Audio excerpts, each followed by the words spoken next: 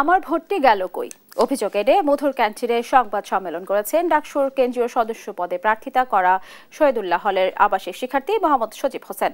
একই সংবাদ সম্মেলনে নির্বাচিত কমিশনের বিরুদ্ধে পক্ষপাতের অভিযোগ তোলেন আরেক প্রার্থী রাকিব হোসেন গাজী। উভয়ই ঢাকা বিশ্ববিদ্যালয় প্রশাসনের কাছে লিখিত অভিযোগ করবেন বলে জানান।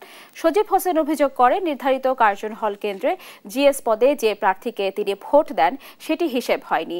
নিয়ম মাফিক ভোট দিলেও তার প্রার্থীর ফলাফলে দেখা যায় শূন্য ভোট।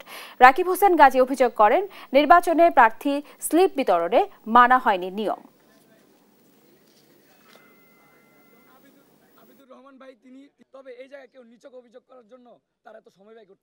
আমার মনে হয় না যে আমার ব্যালটটা বাতিল হওয়ার কোনো সম্ভাবনা থাকে। যদি বাতিল হয় সেই ব্যালটটা উপস্থাপন করতে হবে, নইলে আমি মনে করি যে যেগুলো অভিযোগ আসতেছে একের পর এক সেই অভিযোগগুলো সত্যতা প্রমাণিত হবে এটার মাধ্যমে। এবং